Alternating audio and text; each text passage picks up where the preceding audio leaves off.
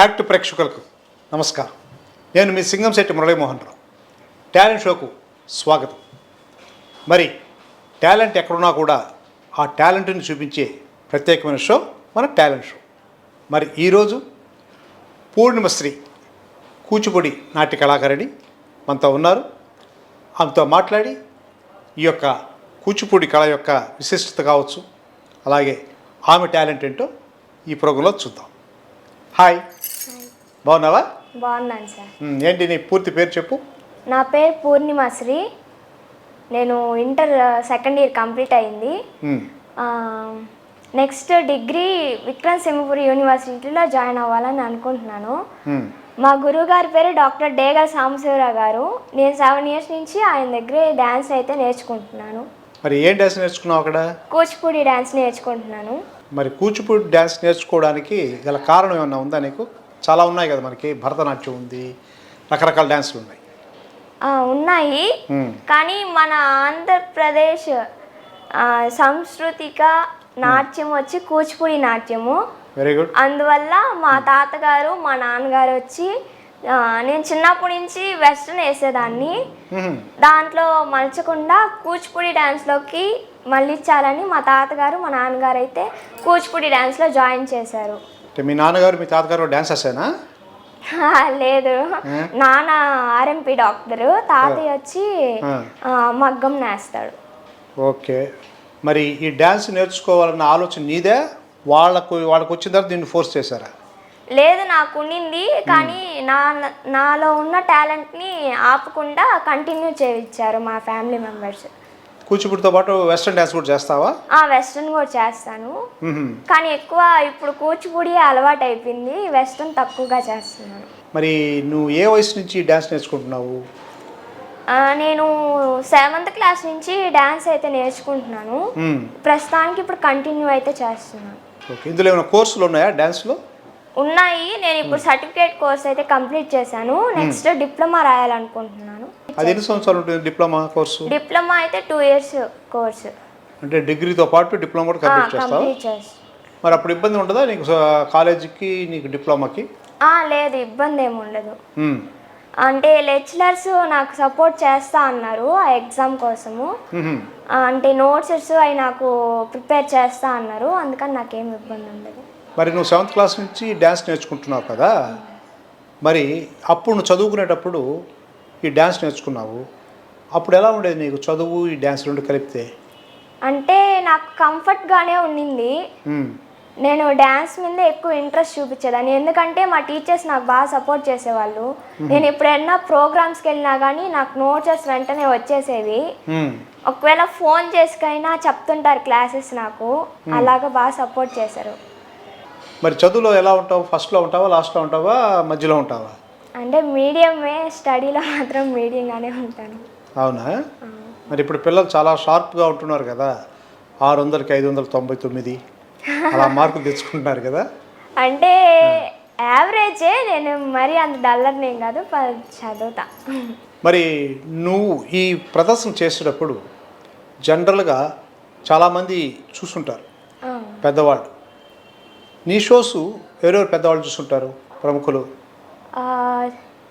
చాగంటి కోటేశ్వరరావు గారు చూశారు, రాధా మనోహర్ దాస్ గారు, అలాగే జానీ మాస్టర్ గారు చూశారు, అట్లాగే మన భారతదేశంలో ఉన్న పీఠాధిపతులు చూశారు. చూసేమంటే నీ ఐస్ చాలా బాగున్నాయమ్మా, ఎక్స్ప్రెషన్స్ బాగా ఇస్తున్నారని చాలా బాగా ఎంకరేజ్ చేశారు వాళ్ళు కూడా. అలానే జనరల్గా డ్యాన్స్కి మనకి ఫేస్ ఎక్స్ప్రెషన్స్ కావాలి, అలాగే లిప్ మూమెంట్ కావాలి. లిప్ మూమెంట్ కంపల్సరీ ఉండాలి. కానీ భరతనాట్యంలో లిప్ మూమెంట్ ఉండదుగా? ఉండదు. వాచికాభినయం భరతనాట్యంకి ఉండదు, కూచిపూడికి వరకే వాచికాభినయం అయితే ఉంటుంది. ఓకే. మరి ఈ అభినయం డ్యాన్స్ ద్వారానే వస్తుందా, లేదా దానికి ప్రత్యేకమైన శిక్షణ తీసుకోవాలా?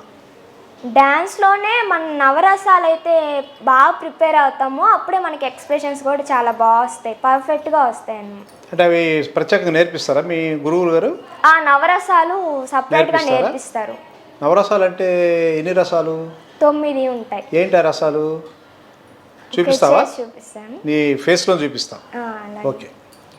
శృంగారము హాస్యము కరుణ రౌద్రము వీరము భయానకము భీవత్సము అద్భుతము శాంతము ఈ 9 అయితే నవరసాల్లో ఉంటాయండి. మరి డ్యాన్స్లో ఈ నవరసాలని అంటే ఒకే సాంగ్లో వస్తాయి, అవసరాన్ని బట్టి ఈ నవరసాలు అవసరాన్ని బట్టి వాడతాము, కానీ ఎక్కువ యూజ్ చేస్తాము.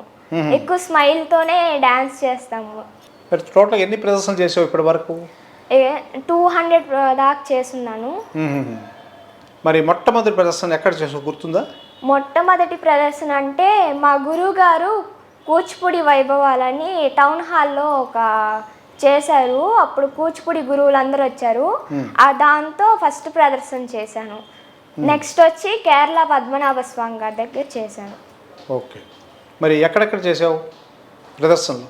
నేను కాళహస్తి, శ్రీశైలం, అన్నవరం, అరుణాచలము, కేరళ, ఈ రీసెంట్గా కాశీ కూడా వెళ్ళొచ్చాము, అయోధ్య దగ్గరికి వెళ్ళాము, అరుణాచలము, ఇంకా చాలా ప్లేసెస్లో చేసాము.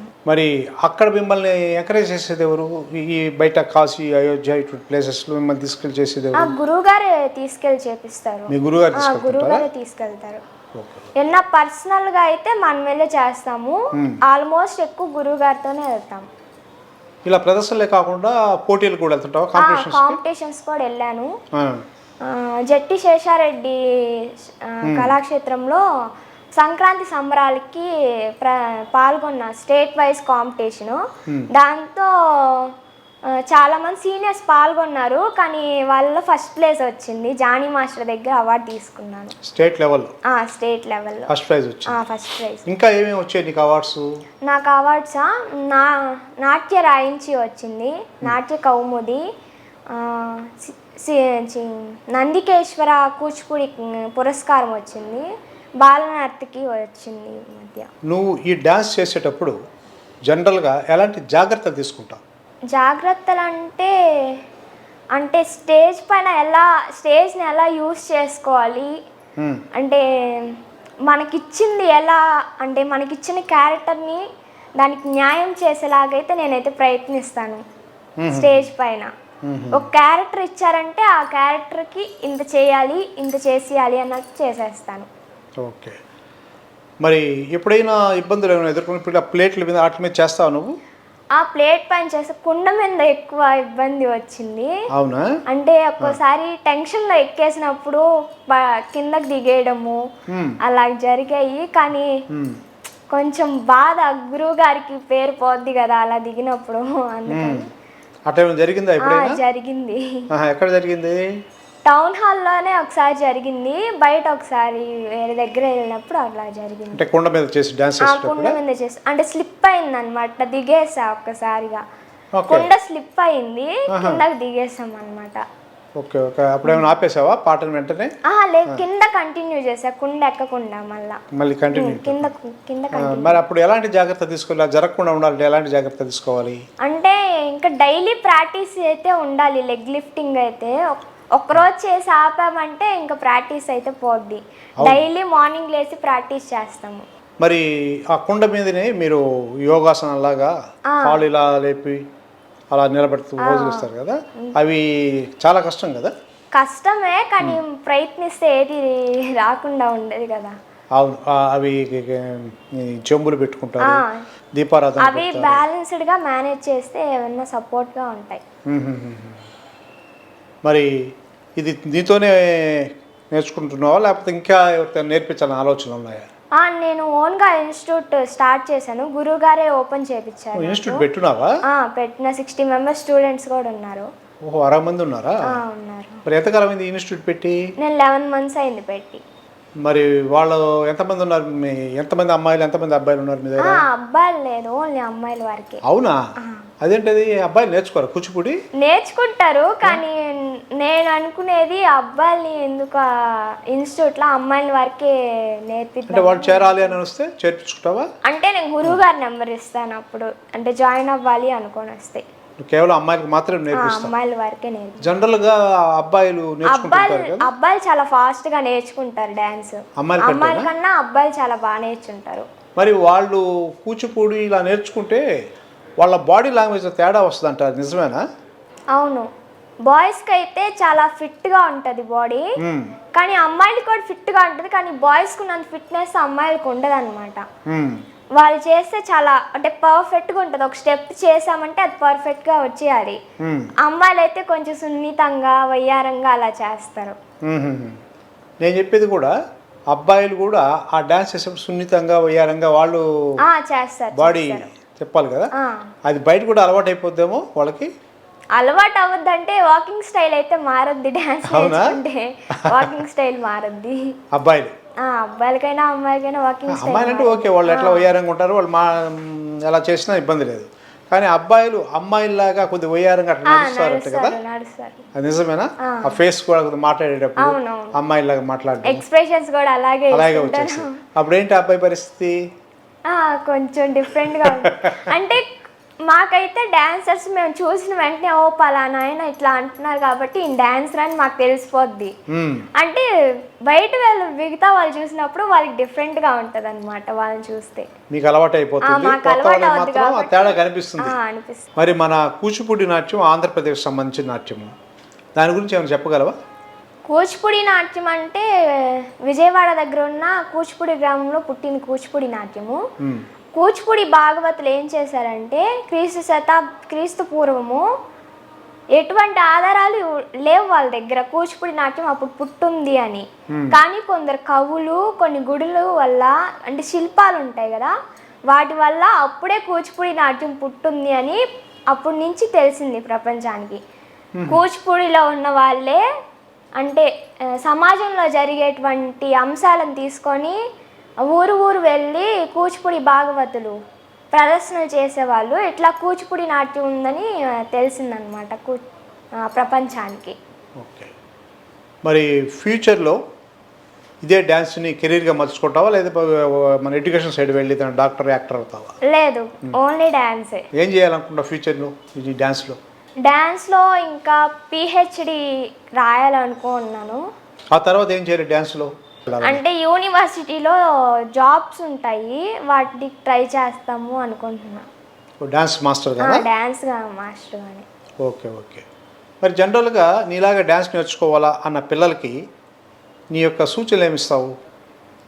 నా యొక్క సూచనలు అంటే ఇప్పుడు వచ్చిన పిల్లలు మాత్రము అంటే మేము కంటిన్యూ చేయాలి అని మాత్రం నేర్చుకోవట్లేదు ఎవరు. జస్ట్ మేము 1 year 2 year మా పాప డాన్స్ నేర్చుకుంది అనే దానికే నేర్చుకుంటున్నారు.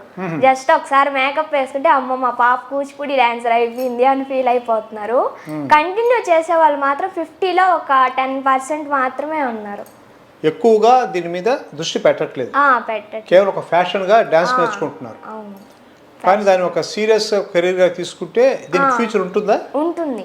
ఈ డాన్స్ కెరీర్, డాన్స్లోనే ఫ్యూచర్ ఉంటుంది.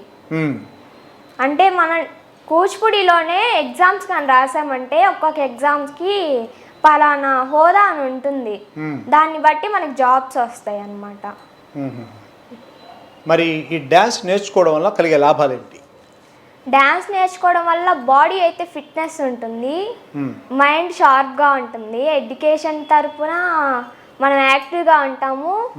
అలాగే కూచిపూడి నాట్యం వచ్చి మన ఆంధ్రప్రదేశ్ సాంస్కృతిక నృత్యం కాబట్టి కంపల్సరీ కూచిపూడి నాట్యం చాలా మంచి నాట్యం.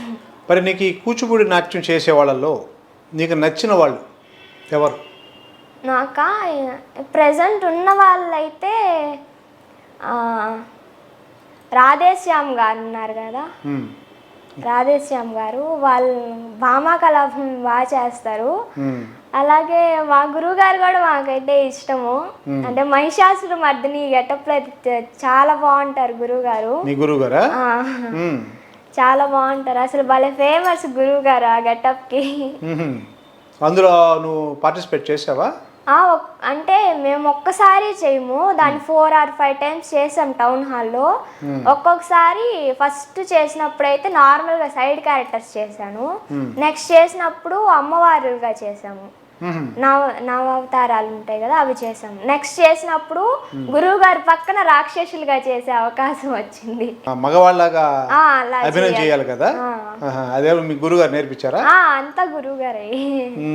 ఎలా నడవాలి వాక్ అంతా గురువు. అంటే రాక్షసులు కూడా డాన్స్ చేస్తారు? రాక్షసులదే మొత్తం డాన్స్ దాంతో అదంతా అదే. రాక్షసులు ఎంత టైం ఉంటుంది మీరు చేసే ఆ బ్యాలే 1.5 to 2 hours ఉంటుంది. కంటిన్యూ చేస్తారా? కంటిన్యూ. అంటే క్యారెక్టర్లు మారుతూ ఉంటాయి? క్యారెక్టర్స్ మారుతూ ఉంటాయి. ఇట్లా ఎన్ని ఉన్నాయి మీ దగ్గర ఈ ఆర్ట్ ఫామ్స్?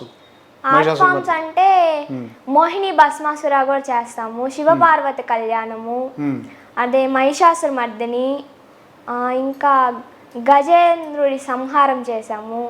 సోలో చేసేటప్పుడు ఏం క్యారెక్టర్ చేస్తుంటావు? సోలో చేసేటప్పుడు ఎక్కువ భామా కలాపం చేస్తున్నా నేను. మరి కృష్ణుడు గెటప్ అటువంటి ఏమీ? కృష్ణుడు వేసాను, వెంకటేశ్వర స్వామి వేసాను, శివుడు, రాక్షసులు, అవన్నీ ఇంకా అన్ని జైన్ క్యారెక్టర్స్ ఎక్కువ వేసాను. మరి దీంట్లో ఇంకా నువ్వు ఏదైనా సాధించాలని ఆలోచన ఏమైనా ఉందా డ్యాన్స్లో? అంటే నేను నేర్చుకున్న విద్య నాతో ఆగిపోకూడదు అని నేను ఒక 10 మందికి నేర్పించాలని. నేను ఇన్స్టిట్యూట్ ఒకటే కాదు, గవర్నమెంట్ స్కూల్స్లో కూడా వెళ్ళి ఫ్రీ ఎడ్యుకేషన్ చెప్తుంటా వారానికి ఒకరోజు. అవునా? ఆడ క్లాసెస్ తీసుకుంటావా? ఒకరోజు చెప్తా, వారానికి ఒకరోజు. అక్కడ పిల్లలు ఎలా ఉంటారు? ఇంట్రెస్ట్గా ఉంటారా? అక్కడ అక్కడ ఉన్న పిల్లలు కొందరు నా ఇన్స్టిట్యూట్లో జాయిన్ అయ్యారు. నేను అక్కడ చెప్పిన తర్వాత అక్కడ కంటిన్యూ, ఇక్కడ కంటిన్యూ చేస్తున్నారు, వాళ్ళే చేస్తున్నారు. మరి జనరల్గా ఈ డ్యాన్స్ నేర్చుకునే పిల్లలకి తల్లిదండ్రులకు ఎంకరేజ్మెంట్ ఎలా ఉంటుందంటావు? అంటే తల్లిదండ్రులకి ఎంకరేజ్మెంట్ ఉంటుంది, కానీ ఇప్పుడు ఉన్న పిల్లలు చిన్న పిల్లలు జాయిన్ అయ్యి అంటారు నా దగ్గర. వాళ్ళు అంటే ఎక్కువ టైం ఉండలేరు మేల్కొని, నిద్ర వస్తుంది, వాళ్ళు టైర్డ్గా అట్లా ఉంటారు. అందుకని పేరెంట్స్కి ఇంట్రెస్ట్, వాళ్ళకి ఇంట్రెస్ట్, కానీ మనం ఎక్కువసేపు ఉండిస్తే వాళ్ళకి ఓపిక పోద్ది. క్లాసు 1 hour అంతే. 1 hour క్లాస్. ఈ 1 hourలోనే వాళ్ళకి నేర్పించే బేసిక్స్ అని నేర్పిస్తూ. ఇప్పుడు వాళ్ళ కాంపిటీషన్కి వెళ్ళే సత్తా ఉందా మీ స్టూడెంట్స్కి? ఇంకా గజ్జి పూజ కాలేదు, ఇంకా 11 months అయింది పెట్టి. ఇప్పుడు ఈ గజ్జి పూజ అనేది ఏదైనా కొంత టైం తీసుకుంటారా, లేకపోతే ఒక కోర్స్ కంప్లీట్ చేసిన తర్వాత గజ్జి పూజ చేస్తారా? ఎలా చేస్తారు గజ్జి పూజకి? అంటే ఫస్ట్ వచ్చిన స్టూడెంట్స్ బేసిక్స్ నేర్చుకోవాలి, దాని తర్వాత ఒక 5 చేతులన్నా నేర్చుకొని ఒక 2 songs or 3 songs నేర్చుకుంటే గజ్జి పూజ చేపిస్తాం. అంటే దీని అంతటికి ఎంత టైం పడుతుంది? కరెక్ట్గా 6 monthsకి. 6 monthsకి 5 చేతుల దాకా వచ్చేస్తారు. నెక్స్ట్ ఇంకా 2 monthsకి అట్లాగా సాంగ్స్ అయిపోతాయి. తర్వాత మంచి రోజు చూసుకొని ఒక రోజు గజ్జి పూజ. మినిమం ఒక 8 months పైనే 8 months గజ్జి పూజ చేయడానికి. ఇంకా టైం పడితే 1 year మాక్సిమం 1 year తర్వాత గజ్జి పూజ చేసి ఆ తర్వాత కాంపిటీషన్స్కి వెళ్తారా? కాంపిటీషన్స్ అని కాదు, గ్రూప్ ప్రోగ్రామ్స్ తీసుకెళ్తుంటాం. ఈ కూచిపూడిలో మనం సాధించాల్సింది ఏమైనా ఉందా? ఇంకా దాన్ని ప్రచారం చేయాల్సింది కానీ కూచిపూడి గురించి కానీ మన బాధ్యత ఒక డాన్సర్గా? అంటే ఇప్పుడు మనం ఎక్కడికన్నా వెళ్ళి వేసామంటే, ఈ గెటప్ వెళ్ళి వేసామంటే కింద నుంచి చూసిన భరతనాట్యం భలే వేస్తున్నారు అని వేస్తున్నారు. అంటే వాళ్ళకి ఆ డాన్స్ ఏంటో అని కూడా తెలియదు కదా, తెలియట్లేదు. తేడా ఏముందంటావు కూచిపూడికి భరతనాట్యానికి? కూచిపూడికి భరతనాట్యానికి తేడా అంటే డ్రెస్ కోడ్ తేడా ఉంటుంది. డ్రెస్ అంటే స్టిచ్చింగ్ తేడా ఉంటుంది, వాచికం ఉండదు అసలు వాళ్ళకి. సాంగ్ అసలు పాడరు, అంటే ఎక్స్ప్రెషన్స్ కూడా తక్కువ ఉంటాయి. ఎందుకంటే నాయిస్ ఓపెన్ చేస్తేనే మనకి ఫీలింగ్స్ అయితే పలుకుతాయి, వాళ్ళు నాయిస్ ఓపెన్ చేయరు, అందుకని ఎక్స్ప్రెషన్స్ కూడా లైట్ పలుకుతారు. డాన్స్ ఎక్కువ ఉంటుంది భరతనాట్యంలో. డాన్స్ ఎక్కువ ఉంటుందా? అంటే ఫాస్ట్ గా కూర్చొని వేయడం, స్టెప్స్ ఎక్కువ ఉంటాయి. కూచిపూడిలో అయితే సాంగ్ ఎక్కువ ఉంటుంది, డాన్స్ ఉంటుంది, వాచకము, ఎక్స్ప్రెషన్స్ అన్ని కలిసి ఉంటాయి. కూచిపూడి ఇవన్నీ ఉంటాయి. కానీ ఇప్పుడున్న ప్రజలకి అది కూచిపూడి అయినా కానీ భరతనాట్యం అనేస్తున్నారు. అంటే జనాలకి భరతనాట్యం పేరు నోటెడ్ అయిపోయింది, దాని ఆ పేరుని కొంచెం కూచిపూడిగా మారుద్దామని నా ఆలోచన. మీ తల్లిదండ్రులు నీకు ఎలాంటి కోఆపరేషన్ ఇస్తున్నారు? మా ఫ్యామిలీ ఒకటే కాదు, మా రిలేటివ్స్ అందరు నాకే సపోర్ట్ డాన్స్ ద్వారా. అంటే నేను ఇప్పుడు ఏమన్నా తీసుకోవాలి అన్నానంటే వెంటనే నాకు వచ్చేస్తుంది, అది డాన్స్ తరపున అయితే వెంటనే తెచ్చిచ్చేస్తుంది. చాలా ఎంకరేజ్ ఉంటుంది నాకు కూచిపూడి డాన్స్కి అయితే. ఓకే. నువ్వు బయట వెళ్ళినప్పుడు నీ డ్యాన్స్ ప్రోగ్రామ్ ఉన్నప్పుడు మిగతా ఏమైనా ఆర్ట్ ఫామ్స్ ఉంటాయా మీ కాంబినేషన్లో, అంటే వేరే వాళ్ళు ఒక ఈవెంట్కి వెళ్ళారు? క్లాసికల్ ఒకటే కాదు, జానపద నృత్యాలు అవి ఉంటాయి కదా, అవి కూడా చేస్తుంటాం మేము. నువ్వు చేస్తావా? నేను ఫోక్ డ్యాన్స్ చేస్తావా? ఫోక్ డాన్స్ వచ్చు. మీ నాన్నగారి కంటే కూడా మీ తాతగారి యొక్క కోఆపరేషన్ ఎక్కువ ఉన్నారు కదా? అవును, 7 years నుంచి తాతయ్య డ్యాన్స్ క్లాస్కి తీసుకొస్తున్నారు. మరి మీ మమ్మీ?